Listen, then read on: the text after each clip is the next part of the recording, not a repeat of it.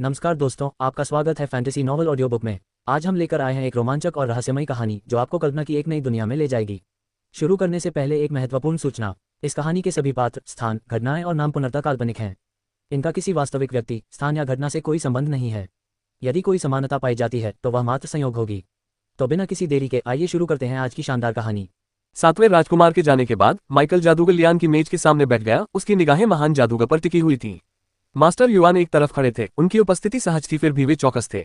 मेज लियान अपनी कुर्सी पर पीछे झुक गए। उनकी निगाहें माइकल के चेहरे से हटी ही नहीं।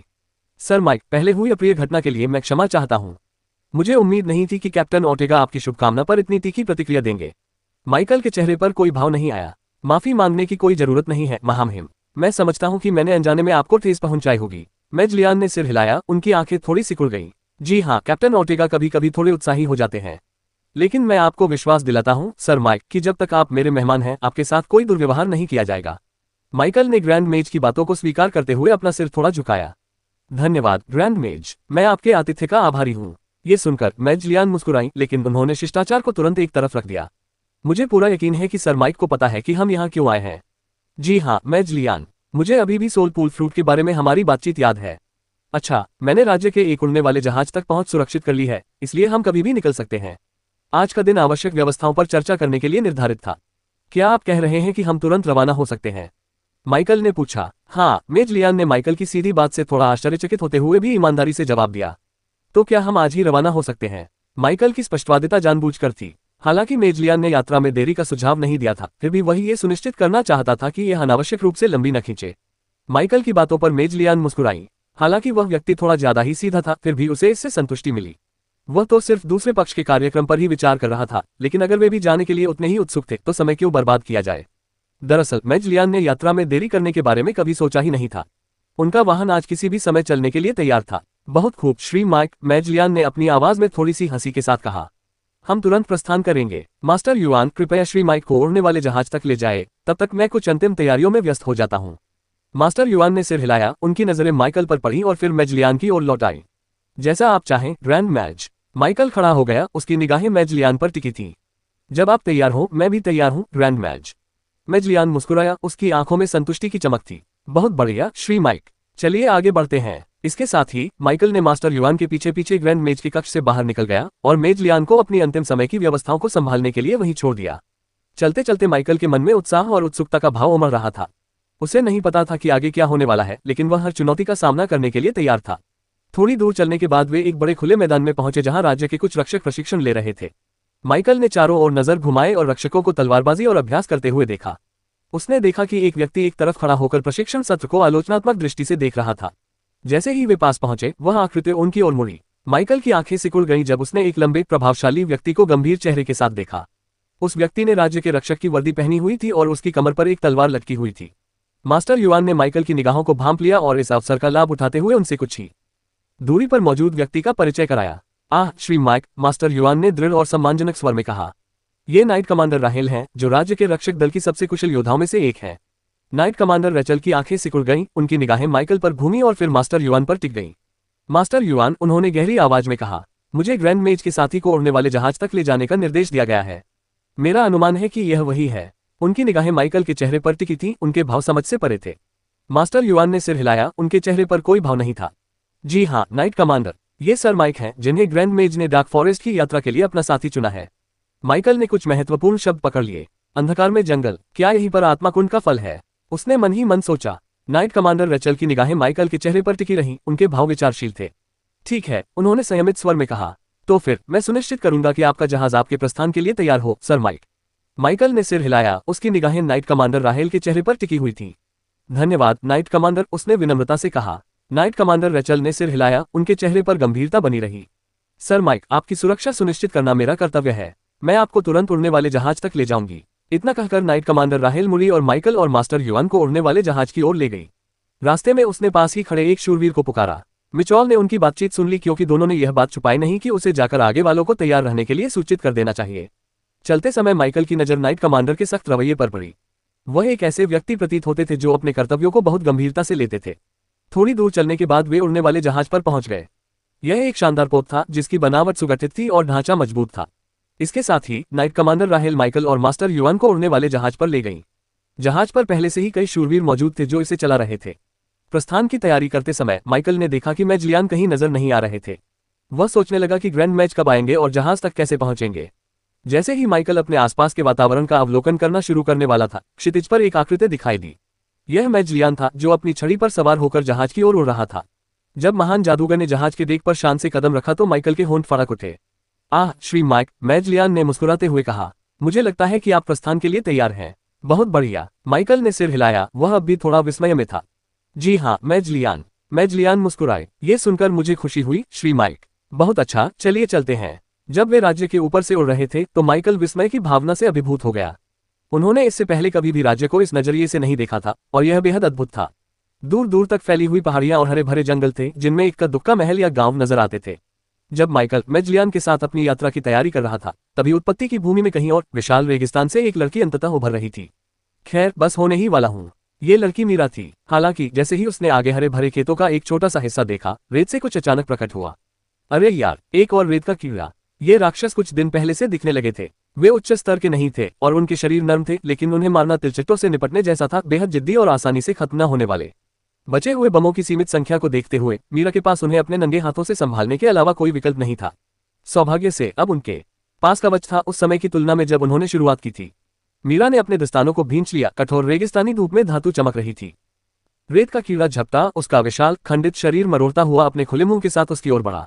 मीरा ने जरा भी संकोच नहीं किया। एक तेज सांस छोड़ते हुए वह आगे की ओर उछली और जैसे ही कीड़ा उस जगह पर जमीन से टकराया जहां वह एक सेकंड पहले खड़ी थी, वह किनारे हट गई। रेत हवा में उड़ गई। ये चीजें कभी रुकती नहीं है। मीरा ने अपने दस्तानों का भार महसूस करते हुए अपनी मुद्रा को ठीक किया। रेत का कीड़ा पीछे की ओर मुड़ा और एक और हमले के लिए तैयार हो गया। लेकिन इस बार वह पूरी तरह तैयार थी। बूम! मीरा की मुट्ठी ने कृमि की खाल पर जोरदार प्रहार किया, जिससे उसके शरीर में एक जोरदार झटका लगा। वह जीव चीख उठा और बुरी तरह छटपटाने लगा, लेकिन मीरा ने हार नहीं मानी। उसने अपनी एड़ी पर घूमते हुए एक और मुक्का सीधे उसके बगल में मारा, फिर एक और। प्रत्येक प्रहार से कीड़े के शरीर में कंपन उत्पन्न हुआ, जिससे उसकी गति टूट गई। अंत में एक आखिरी और विनाशकारी प्रहार से उसने उस प्राणी के कोमल पेट को चकनाचूर कर दिया। गिरने से पहले कीड़ा छटपटाया और उसका शरीर धीरे धीरे रेत में धंस गया। मीरा ने अपनी उंगलियों को हिलाते हुए सांस छोड़ी। उसने क्षितिज की ओर देखा जहां हरे भरे खेत उसे अपनी ओर आकर्षित कर रहे थे। आखिरकार उसने माथे से पसीना पोंछते हुए बुदबुदाया, लेकिन इससे पहले कि वह एक और कदम बढ़ा पाती, उसके पैरों के नीचे की जमीन कांप उठी। मिया एकदम जम गई। एक और कीड़ा नहीं, ये बड़ा था। रेत फट गई और उसकी गहराई से एक विशाल छाया उभर आई। एक विशालकाय कीड़ा जो उसने अभी अभी मारा था उससे कम से कम 3 गुना बड़ा था, बाहर निकला, जिसका मुंह नुकीले दांतों की कतारों से भरा हुआ था। मिया ने एक बार फिर अपनी मुट्ठियां भींच ली। बेशक एक बड़ा भाई है। रेत का कीड़ा झपटा, उसका खुला हुआ मुंह नुकीले दांतों से भरा हुआ था। मीरा जरा भी नहीं हिचकी। इसके बजाय उसने जोर से सांस छोड़ी और लड़ने की मुद्रा में आ गई। उसके शरीर में माना ऊर्जा का प्रवाह हुआ और जैसे ही उसने एक कौशल का नाम फुसफुसाया, वह ऊर्जा उसकी मुट्ठियों के चारों ओर संघनित हो गई। Iron fist. वह आगे बढ़ी और रेत के कीड़े के हमले का डटकर सामना किया। उसकी मुट्ठी उसके खुले मुंह पर जोरदार प्रहार कर गई, जिससे एक भयानक आवाज के साथ उसके नुकीले दांत चकनाचूर हो गए। उस झटके का असर उसके पूरे शरीर पर पड़ा, जिससे पूरा प्राणी हिंसक रूप से कांपने लगा। एक पल बाद यह अत्यधिक बल के कारण फट गया और इसके शरीर के टुकड़े रेगिस्तान में बिखर गए। अरे वाह, एक स्पिरिट क्रिस्टल। रेत के कीड़े के शरीर के पास मीरा को एक जानी पहचानी वस्तु दिखाई दी। लूट मिलने की शर्तें बहुत सख्त नहीं थीं, लेकिन वे नियमों के एक निर्धारित समूह का पालन करती थीं। उदाहरण के लिए, किसी इंसान को मारने से कोई लूट का माल नहीं मिलेगा जब तक कि उस इंसान का कोई विशेष वंश या शारीरिक बनावट न हो। यह अलग क्यों था? शायद इस घटना का गहन अध्ययन करने वाले ही इसे समझ सकते हैं।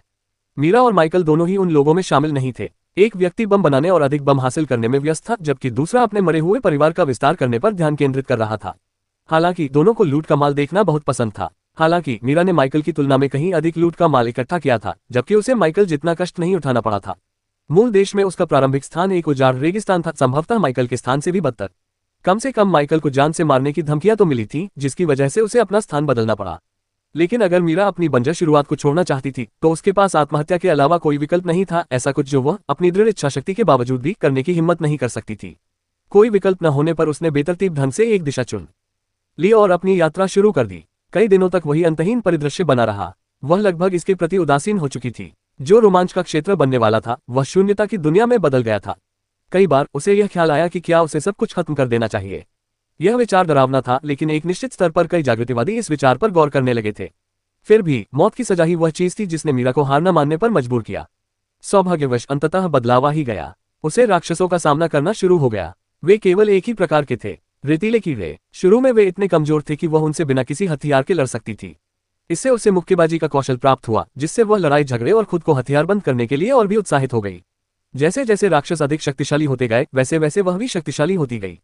उसके अनुभव अंत तेजी से बढ़े और उसे रेगिस्तान थोड़ा थोड़ा पसंद आने लगा।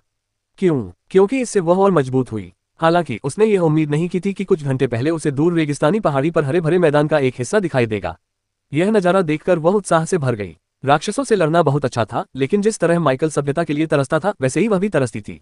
इसके अलावा राक्षस कमजोर होते जा रहे थे, नहीं, वह तो और भी मजबूत हो गई थी, और इसी वजह से वे कम आकर्षक लगने लगे थे। मीरा ने स्पिरिट क्रिस्टल को अपने भंडारण स्थान में रखा और इस उम्मीद के साथ हरे भरे मैदान की ओर चल पड़ी कि यह सभ्यता की ओर उसका पहला कदम होगा। मुझे उम्मीद है कि उनके पास ऐसी चीजें होंगी जो विस्फोट कर सकती हैं। तारांकन तारांकन तारांकन तारांकन तारांकन तारांकन तारांकन। उड़ने वाले जहाज पर ग्रैंड मेज लियान और माइकल की एक बार फिर मुलाकात हुई। वे काफी देर से उड़ान भर रहे थे और ग्रैंड मेज के अनुसार वे अपने गंतव्य के करीब थे। माइकल को इसे देखने में ज्यादा समय नहीं लगा। एक विशाल पर्वत श्रृंखला जो क्षितिज तक अनंत रूप से फैली हुई थी। बंजर चोटियों को देखकर उसके होंठ फड़कने लगे।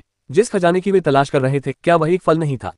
क्या यहाँ कुछ उग भी सकता था? पहाड़ तो लगभग गंजे दिख रहे थे। ठीक है, शायद यह अतिशयोक्ति थी, कहीं कहीं हरे भरे धब्बे थे।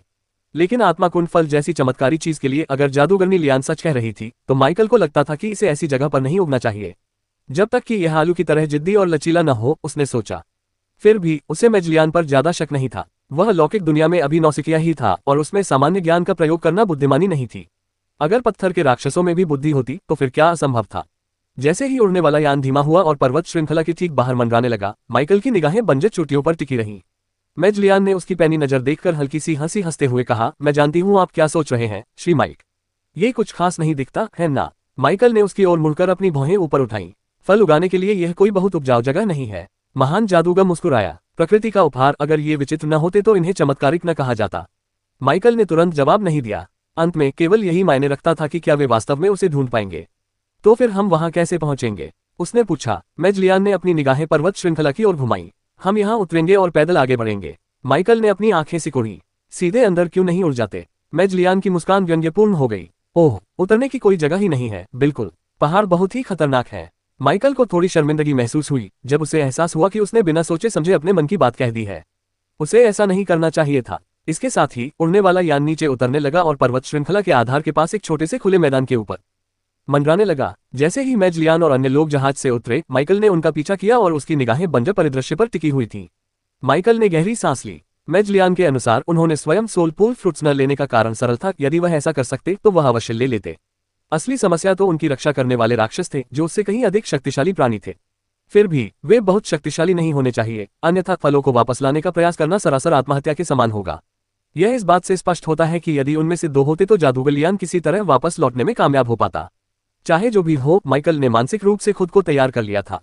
वह मेजलियान की ओर मुड़ा, जो उस शूरवीर से बात कर रहा था जिससे मास्टर युआन ने उसका परिचय कराया था, और बाद में युआन से भी बात कर रहा था। माइकल ने एक बात गौर की थी कि मेजलियान के अलावा वह अकेला ऐसा व्यक्ति प्रतीत होता था जो वास्तव में उनके असली मिशन से अवगत था। ऐसा नहीं था कि उसे यह अजीब लगा हो। आखिरकार किसी व्यक्ति द्वारा अपने खजाने को गुप्त रखने में कुछ भी असामान्य नहीं था। माइकल ने मेजलियान के अपनी बातचीत खत्म करने का इंतजार किया। मेजलियान को हराने में ज्यादा समय नहीं लगा। इसके साथ ही समूह पहाड़ों की ओर चल पड़ा। उनके कदमों की आवाज बंजर चोटियों पर गूंज रही थी। दोनों कुछ देर तक चुपचाप चलते रहे। उनके पैरों के नीचे बजरी की चरमराहट के अलावा और कोई आवाज नहीं थी। उनकी गति इतनी तेज थी कि वे धुंधले से दिखने लगे, लेकिन उन दोनों को ऐसा लग रहा था कि वे एक निश्चित गति से चल रहे हैं। कुछ देर जागने के बाद माइकल जादूगरनी लियान से खजाने की जगह पर कब पहुंचेंगे ये पूछने ही वाला था कि जादूगरनी लियान अचानक रुक गई और उन्हें चुप रहने का इशारा किया।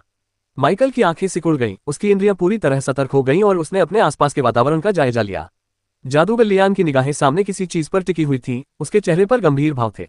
माइकल ने उसकी निगाह का पीछा किया और जल्द ही उसने भी उसे देख लिया, एक पेड़ जैसा उसने पहले कभी नहीं देखा था। पेड़ खुद तो बहुत बड़ा नहीं था, लेकिन उसकी शाखाएं अनंत तक फैली हुई प्रतीत होती थीं, जो असंभव तरीकों से मुड़ती और घूमती रहती थीं। और उन शाखाओं पर माइकल ने अजीब दिखने वाले फल देखे जो एक कोमल अलौकिक प्रकाश से चमक रहे थे। लेकिन माइकल का ध्यान न तो पेड़ पर गया और न ही उसके फलों पर, बल्कि पेड़ के तने के निचले हिस्से में सो रहे दो विशालकाय जीवों पर गया। वे बंदरों की तरह दिखते थे। उनके शरीर पर भूरे और धूसर रंग के घने झबरा फर का आवरण था।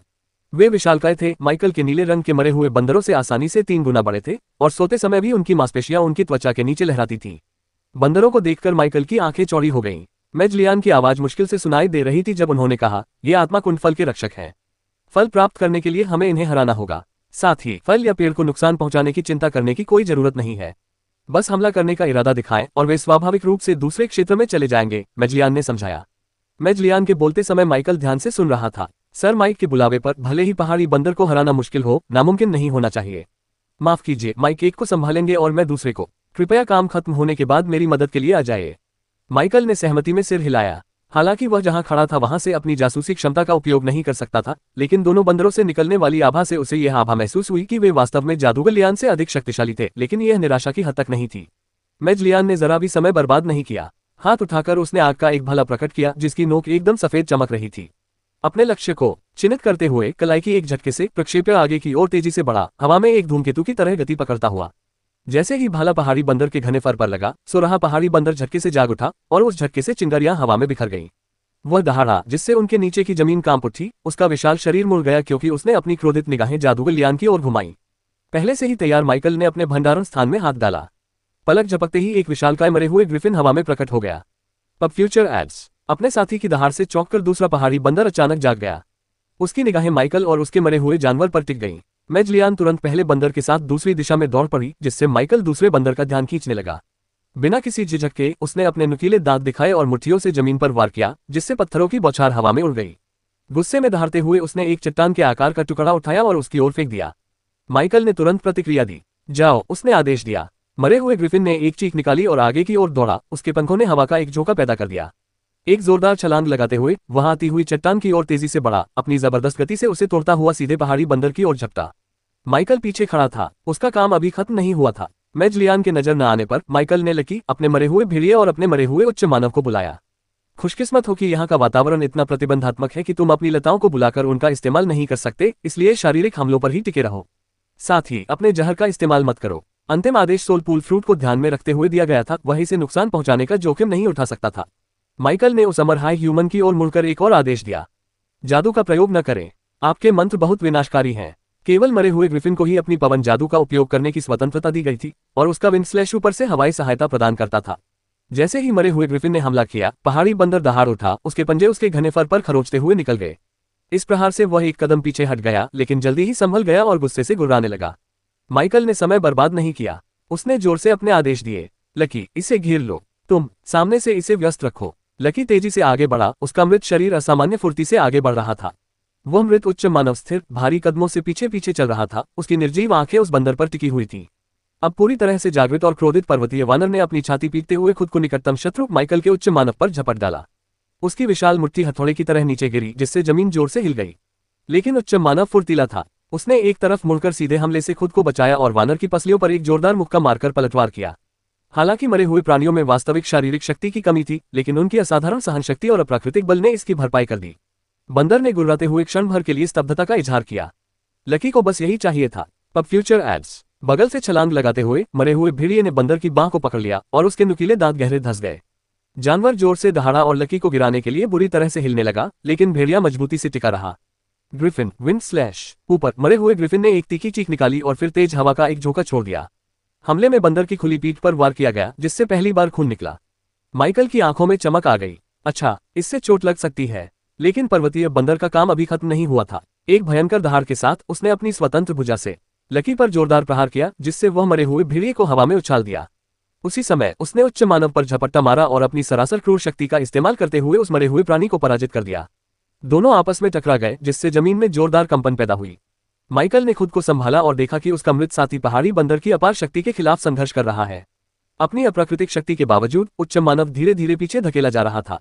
बंदर की मुट्ठियां हथौड़ों की तरह बरस रही थीं, हर वार से वह मरे हुए प्राणी और भी गहरे मिट्टी में धंस रहा था। माइकल ने मन ही मन गंभीर भाव से सोचा, ये तो एक क्रूर प्राणी है। ग्रिफिन, और हवा के वार करो। ग्रिफिन ने चीखते हुए जवाब दिया। उसके पंख तेजी से फड़फड़ाने लगे और उसने बंदर की खुली पीठ की ओर तेज धार वाले हवा के झोंकों की एक और बौछार भेज दी। जैसे ही उसके शरीर पर नए घाव दिखाई दिए, बंदर दहाड़ा, लेकिन वह डगमगाया नहीं। इसके बजाय उसने उस शक्तिशाली इंसान को कंधों से पकड़ लिया और भयानक ताकत के साथ उसे युद्ध के मैदान में दूर फेंक दिया। माइकल का बनाया हुआ मृत शरीर एक ऊबड़ खाबड़ चट्टान से टकराया, जिससे टक्कर के कारण पत्थर में दरार पड़ गई। माइकल ने अपनी आंखें सिकोड़ लीं। लकी, पैरों पर निशाना लगाओ। अपने पहले के हमले से उबर चुका वह मृत भेड़िया अथाह गति से आगे बढ़ा। उसके नुकीले दांत बंदर के टखने में धंस गए और उसे बुरी तरह से घुमाकर उस विशालकाय प्राणी का संतुलन बिगाड़ दिया। बंदर लड़खड़ाया, क्षण भर के लिए उसका ध्यान भटक गया। माइकल ने इस अवसर का लाभ उठाया। ग्रिफिन, इसे कसकर पकड़ लो। मरे हुए ग्रिफिन ने कान फाड़ देने वाली चीख के साथ गोता लगाया, उसके विशाल पंजे बंदर के कंधों पर जकड़ गए और गहराई तक धंस गए। उस जबरदस्त बल के कारण पहाड़ी बंदर पीछे की ओर लड़खड़ा गया, उसका संतुलन बिगड़ गया क्योंकि लकी के नुकीले दांत उसकी टांग पर और भी कसकर जकड़ गए। माइकल ने तेजी से हरकत की, उसने एक हाथ उठाया और उसकी उंगलियों के चारों ओर काली ऊर्जा एकत्रित होने लगी। तुम लड़ाई में वापस आओ। हालांकि बुरी तरह घायल था, फिर भी उस मृत जादूगर ने आज्ञा का पालन किया। इसने खुद को फिर से लड़ाई में झोंक दिया और कुछ ही सेकंड में दूरी को कम कर दिया। इस बार माइकल ने एक नया आदेश दिया, इसकी भुजा तोड़ दो। उस उच्च कोटि के व्यक्ति ने जरा भी समय बर्बाद नहीं किया। अत्यंत सटीक ढंग से इसने बंदर की विशाल कलाई को बीच में ही पकड़ लिया और हिंसक रूप से मोड़ दिया। दरार, हड्डी टूटने की आवाज गूंज उठी। पर्वतीय वानर ने दर्द भरी दहाड़ मारी, उसकी बांह उसके बगल में बेजान सी लटक रही थी। माइकल के चेहरे पर कोई भाव नहीं बदला, वह जानता था कि अभी सब खत्म नहीं हुआ है। घायल होने के बावजूद भी वह जानवर बेहद खतरनाक था, लेकिन अब उसके हमले धीमे होंगे। लकी, हाथ मत छोड़ना। भेड़िए ने आज्ञा का पालन किया और भी कसकर पकड़ लिया। बंदर ने उसे झटकने की कोशिश की लेकिन असफल रहा। लकी के जबड़े की ताकत एक सामान्य जानवर से कहीं अधिक थी।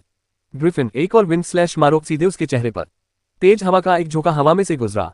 जैसे ही वह झोंका लगा, बंदर चीख उठा और पीछे की ओर लड़खड़ा गया। क्षण भर के लिए उसकी आंखों की रोशनी चली गई। अब माइकल के हाई ह्यूमन ने अंतिम प्रहार करने के लिए आगे कदम बढ़ाया। दोनों हाथ ऊपर उठाकर उसने अपनी पूरी अमानवीय शक्ति से बंदर की खोपड़ी पर मुक्के बरसाए। बूम! इस टक्कर से जमीन में एक जोरदार झटका लगा। पहाड़ी बंदर एक बार, दो बार लड़खड़ाया और फिर गिर पड़ा। माइकल ने धीरे से सांस छोड़ी और उस विशालकाय जानवर को तड़पते हुए देखा, जो पूरी तरह से स्थिर होने से पहले थोड़ा सा हिल गया। विजय! उन्होंने जश्न मनाने में समय बर्बाद नहीं किया। उसकी निगाहें दूसरी लड़ाई की ओर घूमी, मेजलियान की लड़ाई की ओर। महान जादूगर दूसरे पर्वतीय वानर के साथ युद्ध में उलझा हुआ था, उसका ज्वलंत भाला उस जानवर के निरंतर हमले से टकरा रहा था। हालांकि वह स्पष्ट रूप से रक्षात्मक स्थिति में था और उसे आक्रमण करने की तुलना में अधिक बचाव करना पड़ रहा था। माइकल ने स्थिति का विश्लेषण किया। मेजलियान शक्तिशाली था, लेकिन उसके हमलों से उस प्राणी को वास्तव में चोट पहुंचाने के लिए पर्याप्त नुकसान नहीं हो रहा था। ऐसा प्रतीत होता था कि पहाड़ी बंदर एक ऐसा प्राणी था जिसे प्रभावी ढंग से मार गिराने के लिए ब्रूट फोर्स की आवश्यकता थी, या फिर कोई गिरोह मिलकर साजिश रचेगा। बिना किसी झिझक के माइकल ने अपने मरे हुए साथियों को आदेश दिया, उसकी सहायता करो। ग्रिफिन ने तेजी से उड़ान भरी और लकी ने उसका ठीक पीछा किया। जहां तक उस उच्च कोटि के मानव की बात है, माइकल ने उसे वापस अपने भंडारण स्थान में रख दिया। मरे हुए राक्षसों के बारे में झूठ बोला जा सकता है, लेकिन एक मानव शव के बारे में झूठ बोलना कुछ ज्यादा ही संवेदनशील लग रहा था। मेजलियान ने हवा में ही अपना शरीर मोड़ा और बाल बाल पहाड़ी वानर की विशाल मुट्ठी से बच गया, जो जमीन पर जोर से टकराए और मलबा बिखेर दिया। वह कुछ ही फीट दूर उतरा, उसकी सांसें स्थिर थीं और उंगलियों पर अभी भी आग की लपटें सुलग रही थीं। उसके हमले सफल रहे, लेकिन बंदर पर इसका कोई असर नहीं हुआ। अपने झुलसे हुए बालों के बावजूद वह जानवर लगातार हमला करता रहा और अपनी ताकतवर भुजाओं को भयानक बल से घुमाता रहा। माइकल ने जरा भी समय बर्बाद नहीं किया। ग्रिफिन, ऊपर से वार करो। लकी, पैरों पर निशाना लगाओ। उन्होंने तुरंत ही अपने आदेश का पालन किया। मरे हुए ग्रिफिन ने चीखते हुए पहाड़ी बंदर पर झपट्टा मारा, उसके तेज नुकीले पंजों ने जानवर के चेहरे पर वार किया। इस हमले से वह प्राणी क्षण भर के लिए अंधा हो गया, जिससे वह लड़खड़ाकर पीछे हट गया। उसी समय लकी झपट्टा मारकर नीचे आया और उसके नुकीले दांत बंदर के टखने में धंस गए। एक जोरदार झटके से उसने जानवर का संतुलन बिगाड़ दिया। मेजलियान ने इस अवसर को हाथ से जाने नहीं दिया। स्कॉचिंग ग्लांस, उसकी हथेली में धधकती हुई सफेद आग का एक भाला प्रकट हुआ। कलाई की एक झटके से उसने उसे सीधे पहाड़ी बंदर की खुली छाती पर फेंक दिया। भाला सटीक निशाने पर लगा और जानवर की मोटी खाल को भेद गया। टकराते ही आग की लपटें उठ उठीं, जिससे मांस झुलस गया और ऊष्मा की लहर चारों ओर फैल गई। पर्वतीय वानर पीड़ा से कराह उठा। माइकल ध्यान से देख रहा था और सोच विचार कर रहा था। तमाम हमलों के बावजूद भी वह राक्षस खड़ा था, उन्हें उसे जल्द से जल्द अपन करना था। ग्रिफिन, एक और विंड स्लैश। ग्रिफिन ने आज्ञा का पालन किया। अपने पंखों को तेजी से फड़फड़ाते हुए उसने जानवर के चेहरे की ओर हवा का एक और तेज झोंका भेजा। हमले ने पहाड़ी बंदर की बाईं आंख को चीर दिया। जानवर दहाड़ा, अपने खून बहते चेहरे को पकड़ लिया और कुछ क्षणों के लिए उसके चेहरे का एक हिस्सा अंधा हो गया। यह उनका मौका था। महान जादूगर को दोबारा बताने की जरूरत नहीं पड़ी। एक गहरी सांस लेते हुए उसने अपनी बची हुई सारी शक्ति समेट ली। उसके चारों ओर पहले से कहीं अधिक तेज लपटें उठने लगी, मानो वह एक जीवंत नरक हो। उसने दोनों हाथ ऊपर उठा लिए। इन्फर्नो स्पीयर, उसके ऊपर एक विशाल जलता हुआ भाला बन गया, जिससे तीव्र ऊष्मा निकल रही थी। पिछले भालों के विपरीत ये भाला सोने की लकीरों से जगमगा रहा था और इसकी प्रचंड शक्ति से आसपास की हवा विकृत हो रही थी। एक ही झटके में मेजलियान ने इसे आगे की ओर फेंक दिया। धधकती हुई वह आग का गोला उल्कापिंड की तरह हवा में तेजी से आया और पहाड़ी बंदर की छाती में जा टकराया। धमाका! इस टक्कर से जमीन में एक जोरदार कंपन पैदा हुई। आग की लपटें भयंकर रूप से भड़क उठीं और उस जानवर को एक ऐसी भीषण आग में झुलसा दिया जो पहले कभी भी उनके द्वारा मचाई गई किसी भी आग से कहीं अधिक भयंकर थी। पहाड़ी वानर ने गिरने से पहले एक आखिरी पीड़ादायक दहाड़ मारी। माइकल ने धीरे से सांस छोड़ी और उस विशालकाय जानवर के शरीर को स्थिर होते हुए देखा। इसके बाद सन्नाटा छा गया। मेजलियान ने अपने माथे से पसीना पोंछा, उसकी सांसें तेज लेकिन स्थिर थीं। उसने माइकल की ओर देखा। मैं मानता हूँ। यह मेरी उम्मीद से ज्यादा कठिन था। माइकल ने सिर हिलाया। वे सख्त थे, लेकिन अब उसकी निगाहें दूर स्थित पेड़ पर लटके हुए चमकते फलों की ओर मुड़ गईं। अंततः सोलपूल फ्रूट्स उनकी पकड़ में आ गए थे। हालांकि माइकल तुरंत सोलपूल फ्रूट ट्री की ओर नहीं बढ़ा। ऐसा नहीं था कि वह ऐसा करना नहीं चाहता था, वह बस मेजलियान की मौजूदा कमजोरी के प्रति उदासीन नहीं दिखना चाहता था, जो वास्तव में उसकी कमजोरी थी। सौभाग्य से युद्ध के कारण सांस फूलने और स्पष्ट रूप से थकावट महसूस करने के बावजूद जादूगर लियान फल के बारे में उतना ही चिंतित प्रतीत हो रहा था। बिना किसी झिझक के वह पेड़ की ओर बढ़ने लगा। माइकल को पीछे आने के लिए कहने की जरूरत नहीं पड़ी, वह तुरंत ही पीछे आ गया। राक्षसों का क्या होगा? माइकल ने पूछा। मेजलियान के अस्तित्व के कारण माइकल ने लाशों के बारे में जरा भी नहीं सोचा। ये तथ्य कि वे उसके भंडारण स्थान में फिट होने के लिए बहुत बड़े थे, साथ ही अनुबंध स्लॉट की कमी ने उन्हें और भी अवांछनीय बना दिया। मेजलियान ने बोलने से पहले राक्षसों के शवों पर एक नजर डाली। थकावट के बावजूद उनकी आवाज शांत थी। जो शूरवीर उड़ने वाले जहाज पर हमारे पीछे आए हैं, वे उनका ख्याल रखेंगे। आपको चिंता करने की कोई जरूरत नहीं है। माइकल ने हल्के से सिर हिलाया, हालांकि उसकी निगाहें गिरे हुए प्राणियों पर टिकी रहीं। यह बहुत शर्मनाक था। अगर उसके पास जगह होती या अनुबंध के लिए समय होता, तो ये शव मूल्यवान संपत्ति साबित हो सकते थे। बेशक उन्हें पुनर्जीवित करने के लिए आवश्यक शक्ति की भी जरूरत थी, लेकिन कम से कम एक बड़ा भंडारण स्थान उन्हें रखने की अनुमति तो देता। हालांकि इसका मतलब यह भी था कि मेजलियान के सामने बहुत अधिक जानकारी प्रकट करने और अलग दिखने से कैसे बचा जाए, इस पर विचार करना। मेजलियान की बात अभी खत्म नहीं हुई थी। राक्षसों को मारने में आपकी सहायता व्यर्थ नहीं जाएगी। माइकल की आंखों में दिलचस्पी की चमक दिखाई दी। अलग से इनाम? वह इसे मना नहीं करेगा। दरअसल यह पहला इनाम नहीं था जो उसे मूल भूमि में मिलना था, कम से कम इस क्षेत्र में तो नहीं। उड़ने वाले जहाज पर जादूगर लियान के साथ हुई बातचीत के अनुसार राजा अभी भी इस बात पर विचार कर रहा था कि एवलॉन फॉरेस्ट में अजीब राक्षसी हमलों के खिलाफ उनकी सहायता के लिए उन्हें क्या पुरस्कार दिया जाए। हालांकि माइकल का ध्यान जल्द ही असली इनाम सोलपूल फ्रूट्स पर वापस केंद्रित हो गया। अब पेड़ से कुछ ही कदम दूर वह चमकते फलों से निकलने वाली ऊर्जा को महसूस कर सकता था। प्रत्येक वस्तु एक अलौकिक प्रकाश से स्पंदित हो रही थी। 4 थे। मेजलियान सुखद रूप से आश्चर्यचकित थे। पिछली बार जब वे यहाँ आए थे तब उन्होंने केवल 3 ही देखे थे। उन्हें इस बात का एहसास ही नहीं हुआ था कि उनसे एक चीज छूट गई है। हालांकि यह अच्छा था, वितरण पहले से ही स्पष्ट था। मेजलियान ने बिना किसी झिझक के पेड़ से 2 सोलपूल फ्रूट तोड़ लिए। माइकल ने भी ऐसा ही किया। बचे हुए फलों की सतह को अपनी उंगलियों से छूते हुए उन्हें अपने हाथों में मजबूती से थाम लिया। सोलपूल फ्रूट रैंक असाधारण 2 सितारे। पब फ्यूचर एड्स आत्मा की ऊर्जा बढ़ाता है और आत्मा को मजबूत करता है। यह व्यक्ति की मानक क्षमता को भी काफी हद तक बढ़ा सकता है। माइकल फलों को हाथ में पकड़े हुए विस्मय से आह भरने ही वाला था कि उसने अपनी भौहें सिकोड़ ली। फलों के भीतर की ऊर्जा कम होती जा रही थी। यह तुरंत नहीं हुआ, लेकिन यह स्पष्ट था कि उनसे निकलने वाली चमक धीरे धीरे कम हो रही थी। माइकल की अंतरात्मा उसे चीख चीख कर चेतावनी दे रही थी। माइकल ने एक पल भी बर्बाद नहीं किया। उसने मेजलियान के साथ नजरों का आदान प्रदान किया, जिसने भी इस बदलाव को महसूस किया था। बिना किसी झिझक के महान जादूगर ध्यान मुद्रा में बैठ गया और अपने हाथों में आत्मा कुंड के फलों को थाम लिया। माइकल ने भी ऐसा ही किया। अपनी इंद्रियों को सतर्क रखते हुए खुद को जमीन पर लिटाया। उसने अपने मरे हुए साथियों को अंतिम आदेश दिया, पहरे पर खड़े रहो। अगर कोई भी चीज पास आती है तो मेरी सुरक्षा को प्राथमिकता दो। उसके ग्रिफिन और लकी ने तुरंत अपनी जगह ले ली। एक गहरी सांस लेते हुए माइकल ने अपना ध्यान भीतर की ओर केंद्रित किया और अपने हाथों में मौजूद फलों पर ध्यान दिया। जैसे ही उसने अपनी आंखें बंद की, उसे अपने भीतर ऊर्जा का एहसास हुआ, जो हल्की सी स्पंदित हो रही थी, फिर भी निर्विवाद रूप से शक्तिशाली थी। संकोच करने की कोई आवश्यकता नहीं थी। उसने तुरंत एक ले लिया। जैसे ही फल का सार उसके शरीर में प्रवेश किया, ऊर्जा की एक लहर उसके शरीर में दौड़ गई। यह दर्दनाक नहीं था, लेकिन यह अत्यधिक तीव्र था। एक गर्माहट की लहर उसके पूरे शरीर में फैल गई। उसकी माना शक्ति बेतहाशा स्पंदित हो रही थी। उसका मूल शरीर ऊर्जा के प्रवाह पर तुरंत प्रतिक्रिया कर रहा था। उनके बगल में मेजलियान भी उसी प्रक्रिया से गुजर रही थी।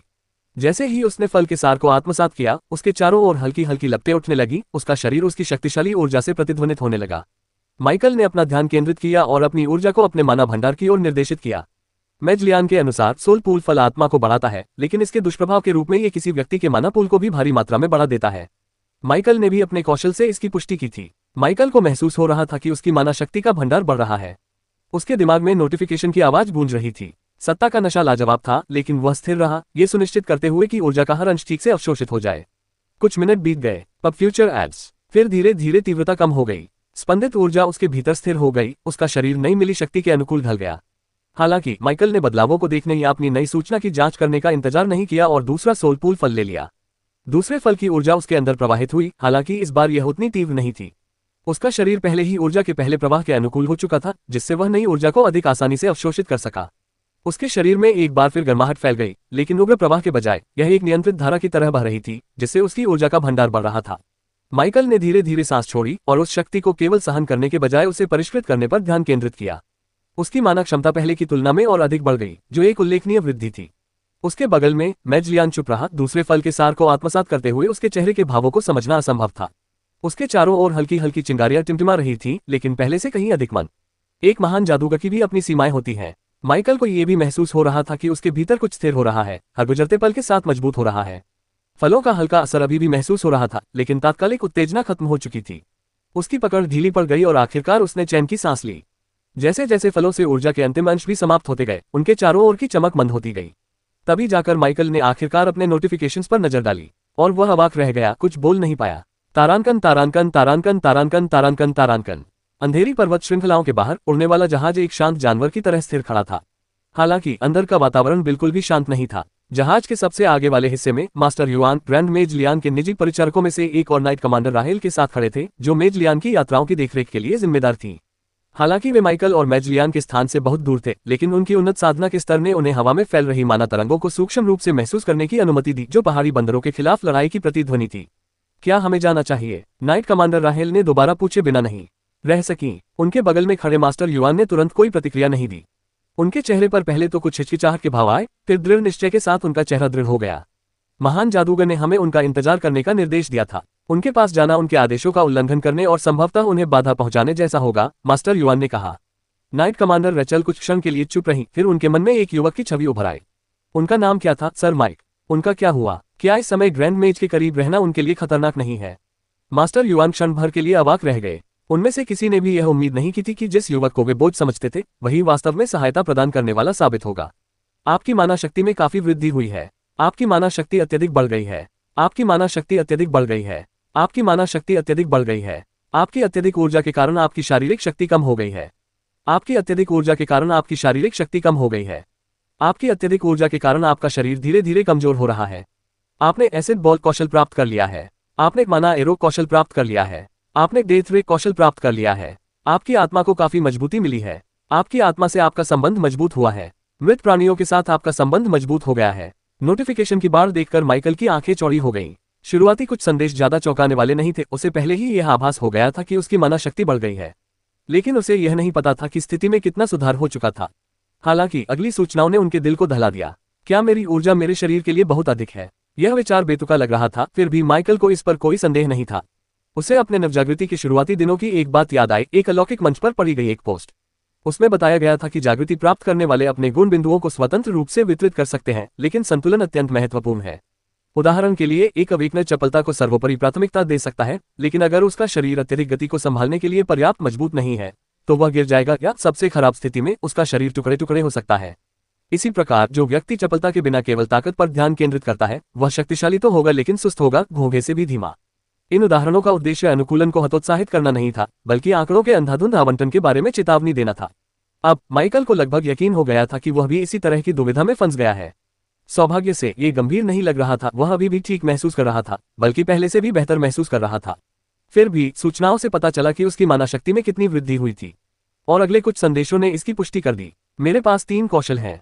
ये याद रखना जरूरी था कि इंटेलिजेंस में हर 20 अंक मिलने पर किसी कौशल को हासिल करने की 50% संभावना होती है। 3 अंक प्राप्त करने का मतलब था कि उसकी बुद्धिमत्ता में कम से कम 60 अंकों की वृद्धि हुई थी।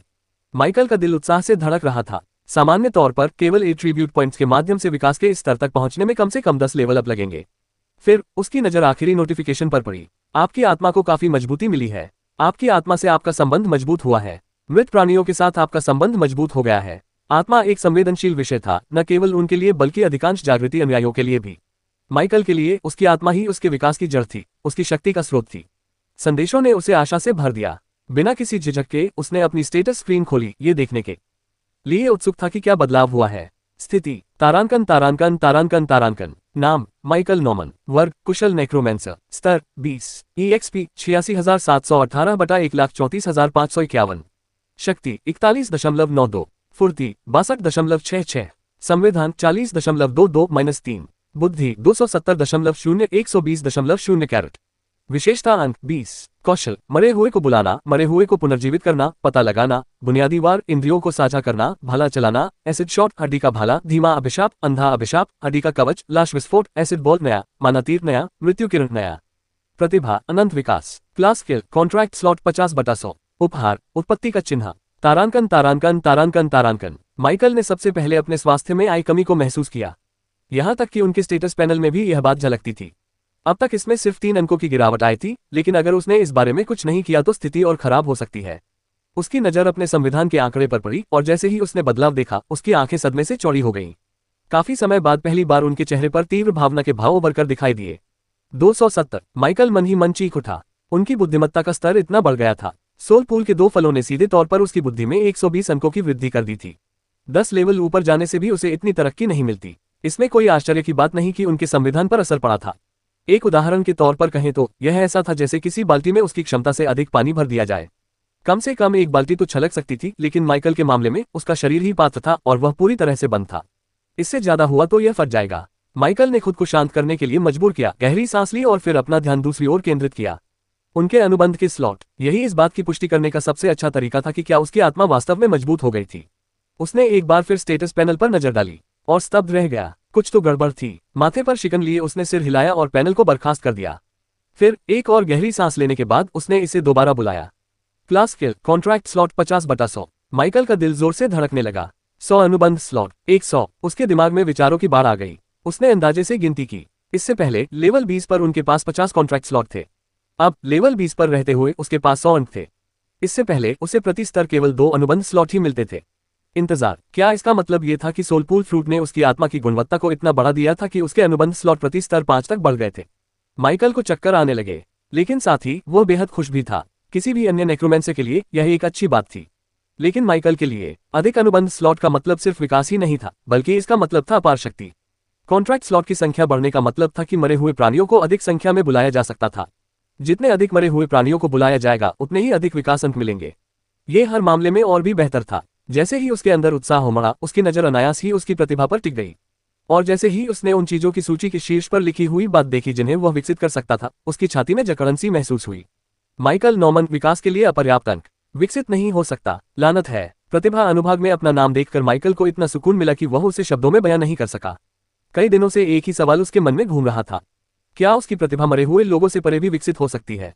क्या वह खुद को विकसित कर सकता है?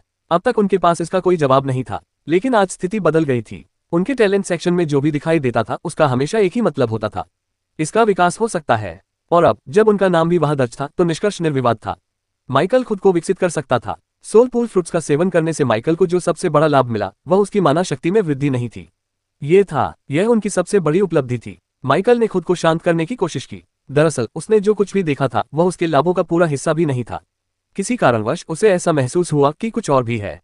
एक गहरी सांस लेते हुए उन्होंने अपने पैनल को एक तरफ रख दिया और आंखें बंद करके बैठ गए। उन्हें पता नहीं क्यों, लेकिन उन्हें ध्यान करने की तीव्र इच्छा महसूस हुई, ध्यान करने की प्रबल इच्छा। सोल पूल फ्रूट्स के सेवन से उत्पन्न होने वाली अनुभूति अभी भी बनी हुई थी, जिससे उसे ऐसा महसूस हो रहा था मानो उसके भीतर कुछ खुल गया हो। अगर उसने इसे अभी नहीं समझा, जबकि अभी भी वह इसके प्रति संवेदनशील है, तो हो सकता है कि वह इस तक अपनी पहुंच खो दे। जैसे ही माइकल ने अपनी आंखें बंद की और भीतर की ओर ध्यान केंद्रित किया, कुछ बदल गया। शुरुआत में ये सूक्ष्म था, जैसे शांत तालाब में एक हल्की लहर, लेकिन जल्द ही ये निर्विवाद हो गया, एक खिंचाव, गहरा और गूंजता हुआ, जो उसे अपने भीतर की गहराई में ले गया। यह अनुभूति जानी पहचानी सी लगी। ये कुछ वैसा ही था जैसे वह अपने चेतना के सागर में प्रवेश कर रहा हो। और फिर उसने उसे देख लिया, उसकी आत्मा। माइकल यह नहीं समझा सका कि उसे कैसे पता चला, लेकिन उसे बस पता था। अंधेरा उसे चारों ओर से घेरे हुए था। नहीं, अंधेरे के भीतर कुछ था। एक चमक, एक गहरी चमकीली लाल रोशनी। इसके मूल में कुछ तो था। माइकल उस ओर धीरे धीरे बढ़ गया, एक ऐसी सहज प्रवृत्ति से प्रेरित होकर जिसे वह नजरअंदाज नहीं कर सकता था। जैसे ही वह पास पहुंचा, चमक का स्रोत स्पष्ट हो गया। एक कड़ाही, एक लाल कड़ाही। यह क्या है? माइकल को आश्चर्य हुआ कि अचानक उसकी दृष्टि कैसे बदल गई। वह अभी भी एक अंधकार में वातावरण में था, लेकिन यहाँ अंधकार अब प्रमुख शक्ति नहीं था। उसके नीचे एक विशाल काली आत्मा भूमि फैली हुई थी। उसके ऊपर आकाश फैला हुआ था, या कम से कम ऐसा ही प्रतीत हो रहा था। उस पर दर्जनों चमकती रोशनी बिखरी हुई थी, जो तारों जैसी लग रही थी।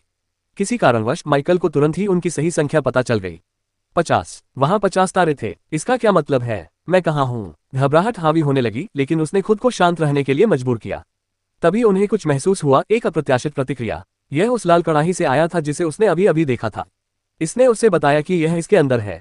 हालांकि ये सबसे चौंकाने वाला हिस्सा नहीं था। कड़ाही के जरिए उसे मिली जानकारी का एक अंश उसके दिमाग में उभरा। इसके नाम, आदिम विकास की कसौटी, और इसका कार्य, इसके अंदर रखी कोई भी चीज विकसित हो सकती है। तुरंत ही माइकल को बात समझ में आ गई। उनकी प्रतिभा, अनंत विकास। यह एहसास एक तूफान की तरह आया। क्या कड़ाही पकाना ही मेरी प्रतिभा है? फिर भी यह तर्कसंगत था। प्रतिभा का संबंध आत्मा से था। वह कड़ाही उसकी आत्मा के भीतर विद्यमान थी, जिसका अर्थ ये भी था कि जिस स्थान पर वह पहले था वही उसकी आत्मा थी। माइकल के मन में विचारों की बाढ़ आ गई। तो फिर तारे किसका प्रतिनिधित्व करते हैं? प्रतिक्रियाओं की एक और लहर आई। वे आपकी रचना है और आपकी शक्ति का आधार है। कड़ाही बहुत स्पष्ट नहीं थी। हालांकि इससे जानकारी तो मिली, लेकिन माइकल को पता चल गया था कि यह वास्तव में जीवित नहीं था। जिज्ञासावश उसने अपनी निगाहें सबसे बड़े तारों में से एक की ओर घुमाई। तुरंत ही वह उसकी ओर नीचे उतरने लगा। उसकी दूरी को देखते हुए उसने उसके विशाल होने की उम्मीद की थी, लेकिन जैसे जैसे वह पास आया वह सिकुड़ता गया, फुटबॉल से भी छोटा रह गया। हालांकि माइकल को आश्चर्य हुआ, फिर भी उसने सहज रूप से हाथ बढ़ाया। जैसे ही उसकी उंगलियां उससे छुई, तारा प्रकाश में बिखर गया, उसकी आंखों के सामने आकार लेने लगा।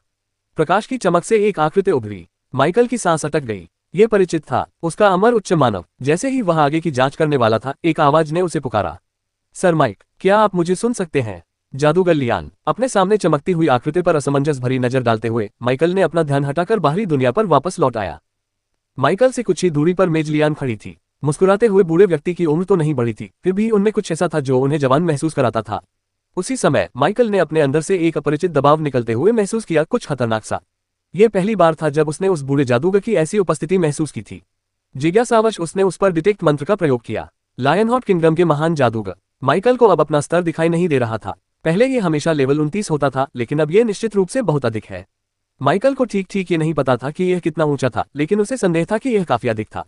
मेज लियान ने भी उसी की तरह सोलपूल फ्रूट का सेवन किया था। अगर माइकल को इससे बहुत बड़ा लाभ मिला होता, तो उस बूढ़े व्यक्ति को, जो वास्तव में एक कुशल जादूगर था, और भी अधिक लाभ प्राप्त होता। उनका हाव भाव, उनकी उपस्थिति, सब कुछ एक नई शक्ति का प्रदर्शन कर रहा था। आपकी ध्यान साधना में खलल डालने के लिए क्षमा करें, सर माइक। मेज लियान हमेशा की तरह विनम्र बनी रही। कोई बात नहीं, माइकल ने जवाब दिया। मैं बस अपनी उपलब्धियों को पचा रहा था। मुझे यकीन है कि सर माइक को भी बहुत कुछ सीखने को मिला होगा।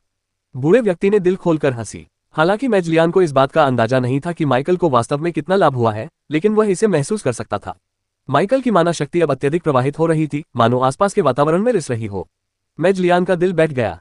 ये शक्ति, यह उसकी अपनी शक्ति से भी अधिक शक्तिशाली प्रतीत हो रही थी, और उसमें समाया हुआ भयावह अंधेरा उसे और भी डरावना बना रहा था। अपनी निगाहें घुमाते हुए मेज लियान ने पास खड़े लकी की ओर देखा। उसने पहली बार उस राक्षस को युद्ध में देखा था, और हालांकि उसने माइकल को अन्य मरे हुए भेड़ियों के रूप में देखा था, लेकिन यह वाला अलग था। युद्ध के दौरान उस जानवर के चारों ओर एक भयावह आभा छाई हुई थी, जो उसने पहले कभी अनुभव नहीं की थी। हालांकि अब वह दमनकारी भावना फीकी पड़ गई थी, फिर भी उसका एक हल्का सा अंश उसकी इंद्रियों में अभी भी मौजूद था। और यह माइकल को मिला एकमात्र बुलावा भी नहीं था। हालांकि मेज लियान ने अनडेड हाई ह्यूमन को नहीं देखा था, लेकिन युद्ध के दौरान उसने उसकी उपस्थिति को महसूस किया था। इन सब बातों से माइकल के प्रति उनके रवैये में कोई बदलाव नहीं आया। उनका इरादा कभी भी असभ्य होने का नहीं था, बल्कि इन बातों को समझने से उनके मन में उनके प्रति सम्मान और भी गहरा हो गया। इसके अलावा वह माइकल की सहायता के लिए वास्तव में आभारी था। सोलपूल फ्रूट ने उसे उसकी उम्मीद से भी कहीं अधिक दिया था। वह माइकल का बहुत ऋणी था। मैं सर माइक को सूचित करना चाहता था कि मैं पहले जा रहा हूँ। निश्चिंत रहें, हम आपके बिना नहीं जाएंगे। धन्यवाद मेज लियान, मैं जल्द ही आपके साथ आऊंगा। जैसा कि आप देख सकते हैं, मैंने अभी तक अपनी उपलब्धियों को पूरी तरह से पचाया नहीं है, इसलिए आपका समय बर्बाद करने के लिए मुझे क्षमा करें। नहीं नहीं नहीं, हाँ, सर माइक जितना चाहें उतना समय ले सकते हैं। मैं भी अभी जहाज पर वापस जा रहा हूं ताकि मैंने जो कमाया है उसे पचा सकूं। कुछ देर बातचीत करने के बाद माइकल ने मेज लियान को उड़ते हुए देखा। हालांकि वह जानता था कि बूढ़ा जादूगर उड़ने की जादुई शक्ति का इस्तेमाल सिर्फ दिखावा करने के लिए नहीं कर रहा था, लेकिन कभी कभी उसे ऐसा ही लगता था। ऐसा नहीं है कि माइकल कभी ईर्ष्या करने की बात स्वीकार करेगा। उसकी निगाह दूर स्थित पर्वतीय बंदरों के शवों पर टिक गई। मेज लियान के जाने से पहले उन्होंने संक्षेप में उनमें से एक का स्वामित्व मांगने पर विचार किया था, लेकिन उन्होंने तुरंत उस विचार को त्याग दिया। तकनीकी रूप से उनमें से कम एक पर तो उसका पहले से ही दावा था, शायद दोनों पर भी। लेकिन असली मुद्दा स्वामित्व का नहीं था, यह उपयोगिता थी, किसी मरे हुए को पुनर्जीवित करना। यह इस बात पर निर्भर करेगा कि क्या उसके पास ऐसा करने की ताकत है। यदि शक्ति का अर्थ केवल पर्याप्त माना होना था, तो माइकल के पास अब पर्याप्त से अधिक माना था। दरअसल उन्हें पूरा यकीन था कि उनके पास जरूरत से ज्यादा सामान है। लेकिन फिर अगली समस्या सामने आई, वह शव को रखेगा कहाँ? यह उसके भंडारण स्थान के लिए बहुत बड़ा था, और मरे हुए लोगों को बुलाना। माइकल ने इस बारे में ज्यादा न सोचने का फैसला किया। अपने अच्छे मूड को खराब करने की कोई जरूरत नहीं थी। हालांकि इसका मतलब यह नहीं था कि उसने अपने लिए कम से कम एक शव हासिल करने की उम्मीद छोड़ दी थी। काश मेरे पास इन्हें रखने की जगह होती। उद्धरण चिन्ह। यह विचार उसके मन में घूमता रहा, लेकिन फिलहाल ये किसी और समय की बात थी। साथ ही यह भी कि वह अपने अनुबंध के रिक्त स्थानों को फिर से कैसे भरेगा और उसके द्वारा बुलाए गए मरे हुए प्राणियों से संबंधित बाकी सब कुछ। फिलहाल उनके पास ध्यान देने के लिए अन्य चीजें थीं। जहां तक उसकी आत्मा में आए बदलावों की बात है, वह उनका और अधिक अन्वेषण करना चाहता था, लेकिन यह सही जगह नहीं थी। कम से कम उसे उड़ने वाले जहाज पर वापस लौटना ही था, जहां व्यवधान की संभावना कम थी।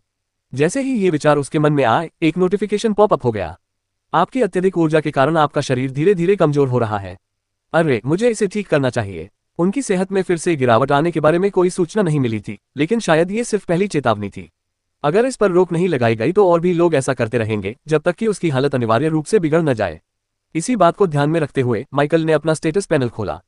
पब फ्यूचर एड्स। स्थिति तारांकन तारांकन तारांकन तारांकन। नाम माइकल नॉमन। वर्ग कुशल नेक्रोमेंसर। स्तर 20। EXP 86,718 बटा 1,34,551।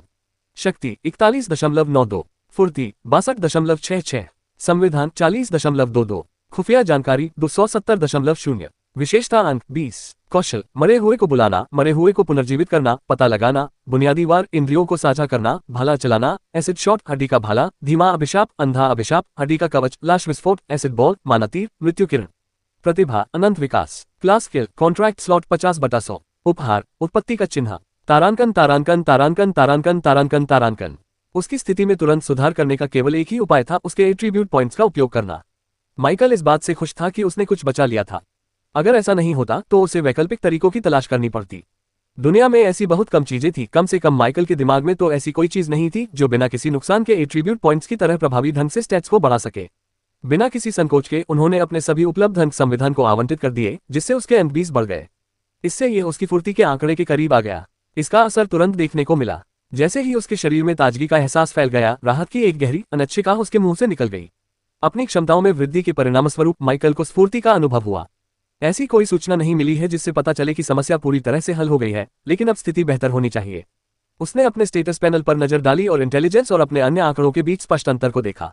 यह एक स्पष्ट चेतावनी थी, भविष्य में खुफिया विभाग को अंक आवंटित करते समय उन्हें अधिक सतर्क रहने की आवश्यकता थी। फिलहाल उनके आंकड़ों में संतुलन बनाए रखना ही समझदारी भरा दृष्टिकोण प्रतीत होता है, लेकिन इतनी बड़ी असमानता के साथ उस संतुलन को हासिल करना आसान नहीं होगा। मेरी वर्तमान स्थिति में आगे बढ़ना शायद अच्छा विचार भी न हो। इस विचार से ही सिरदर्द होने लगा। Pub future aids. अगले रैंक पर पदोन्नति से उसकी मौजूदा सभी क्षमताओं में उल्लेखनीय वृद्धि होगी, जिसमें बुद्धिमत्ता भी शामिल है। इसका मतलब यह था कि अगर उसने इसे नियंत्रित या प्रबंधित करने का कोई तरीका नहीं खोजा तो उसका पहले से ही विशाल माना भंडार नियंत्रण से बाहर हो सकता है। मुझे आश्चर्य होता है कि क्या खुद को विकसित करने से कुछ बदलेगा। यह सोचकर उसका दिल जोर से धड़कने लगा। जिस क्षण उसने अपना नाम उन चीजों की सूची में देखा जिन्हें वह अपनी प्रतिभा के माध्यम से विकसित कर सकता था, उसने तुरंत अपना मन बना लिया था। उसका अगला विकास लक्ष्य स्वयं वह होगा।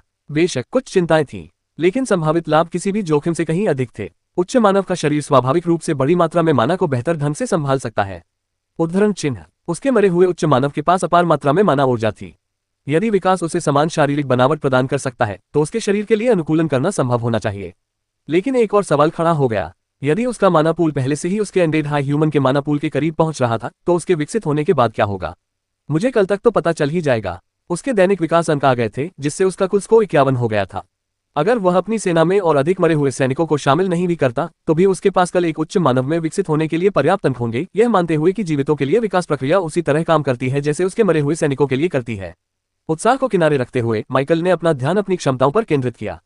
कौशल मरे हुए प्राणियों को बुलाना, मरे हुए प्राणियों को पुनर्जीवित करना, पता लगाना, बुनियादी वार इंद्रियों को साझा करना, भाला चलाना, एसिड शॉट हड्डी का भाला, धीमा अभिशाप, अंधा अभिशाप, हड्डी का कवच, लाश विस्फोट, एसिड बॉल, माना तीर, मृत्यु किरण। यह निश्चित रूप से प्रभावशाली लग रहा था, भले ही उसकी कक्षा में उसे उनमें से अधिकांश का उपयोग करने का मौका शायद ही कभी मिलता था। उनकी कक्षा ने उन्हें एक अपरंपरागत जादूगर बना दिया, लेकिन इससे उन्हें उन मंत्रों की चाहत से नहीं रोका जिन्हें वे व्यक्तिगत रूप से प्रयोग कर सकते थे, या उससे भी अधिक की लालसा से। सोलफुल फ्रूट्स की बदौलत उसने 3 नए कौशल हासिल कर लिए थे। उनके नामों पर सरसरी नजर डालने के बाद उसने उनके विवरण की जांच करने के लिए रुख किया। एसिड बॉल बुनियादी महारत दक्षता 4.0%। एसिड बॉल उपयोगकर्ता को संक्षारक ऊर्जा का एक छोटा गोला उत्पन्न करने और उसे प्रक्षेपित करने की अनुमति देता है। इसकी वर्तमान रेंज 10 मीटर है। डेथ रे मध्यवर्ती महारत दक्षता 2.0%। डेथ रे एक पतली केंद्रित विनाशकारी ऊर्जा की किरण छोड़ती है जो अपने लक्ष्य से जीवन शक्ति को सोख लेती है। इसकी वर्तमान रेंज 50 मीटर है। माना एरो बेसिक मास्टरी प्रवीणता 3.0%। दूर से वार करने वाले जादूगरों के लिए एक मुख्य मंत्र माना एरो संघनित माना का एक ठोस प्रक्षेप्य बनाता है जो लक्ष्य की ओर उड़ता है। इसकी वर्तमान रेंज 15 मीटर है।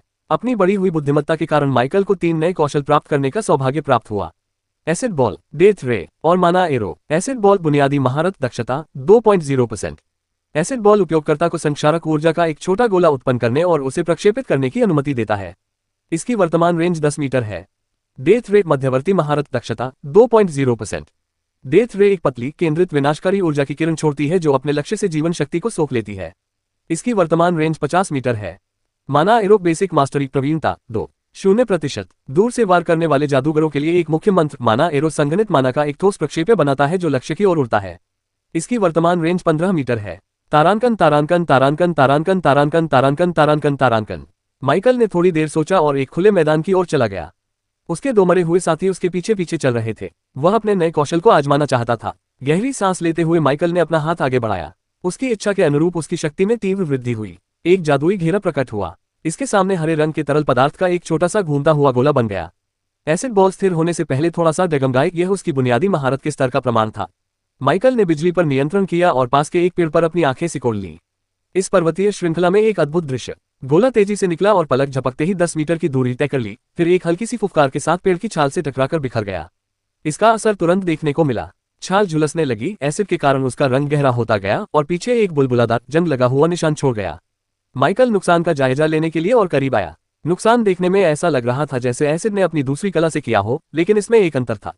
अंतर प्रयोग के तरीके में था। एक तो नली से निकले पानी की तरह निकला और दूसरा एक असली प्रक्षेप्य की तरह काम किया।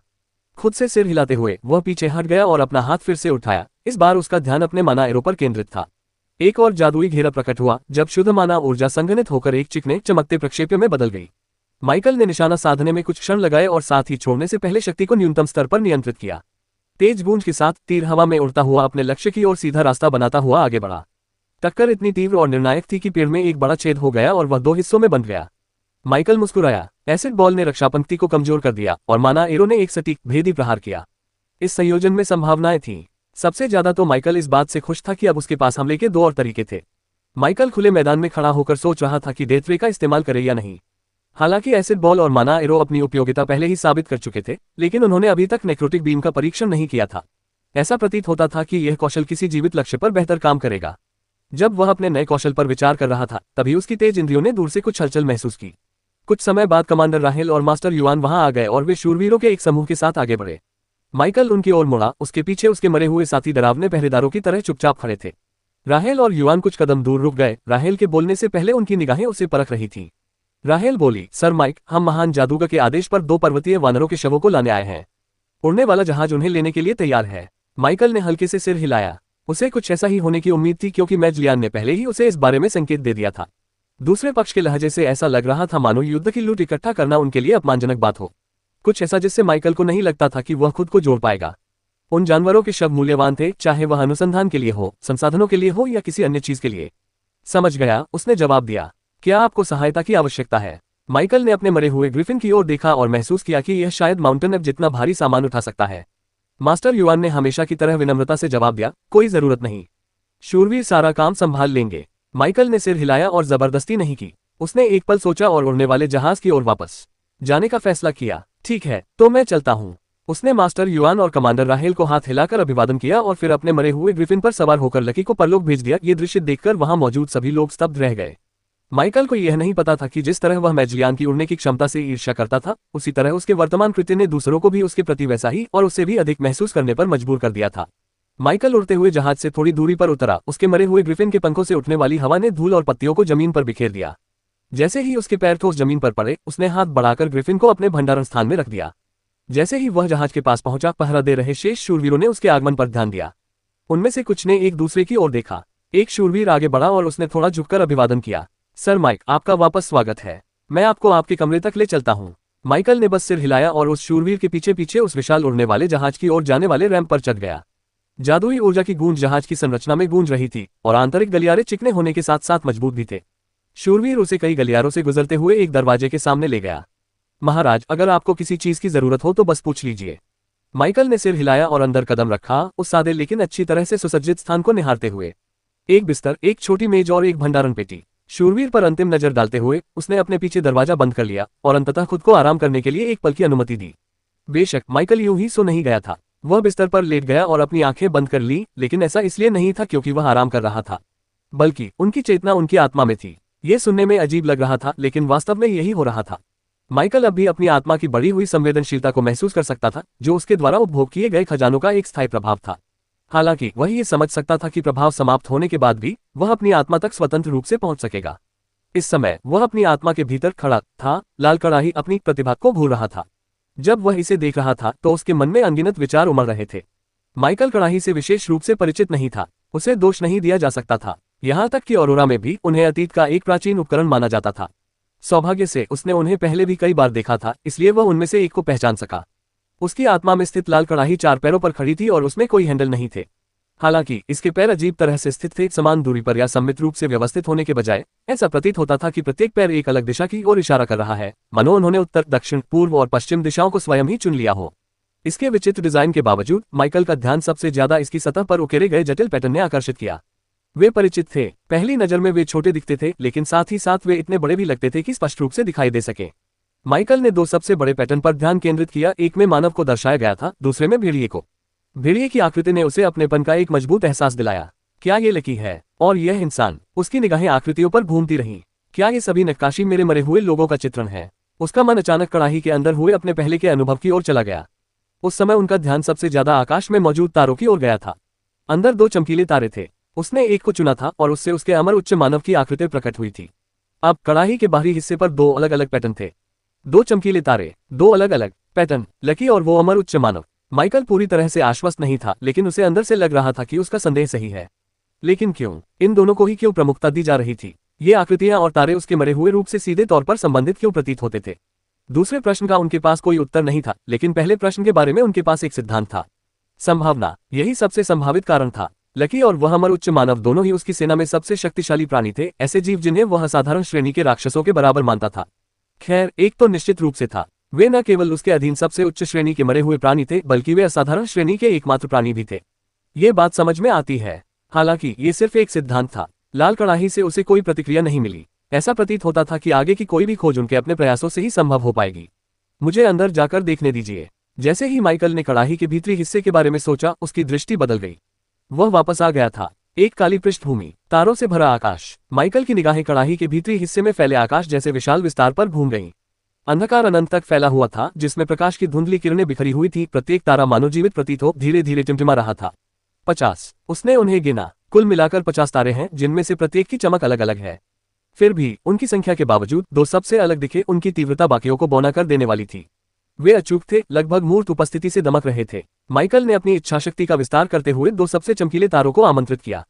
प्रतिक्रिया तुरंत मिली। तारे स्पंदित हुए, उनकी चमक फैलती गई जब तक कि वे प्रकाश की किरणों के रूप में फूट नहीं पड़े, जो नीचे की ओर गिरती हुई उसके सामने 2 अलग अलग आकृतियों में संघनित हो गईं। एक इंसान और एक भेड़िया। माइकल की निगाहें उन परिचित आकृतियों पर टिक गईं।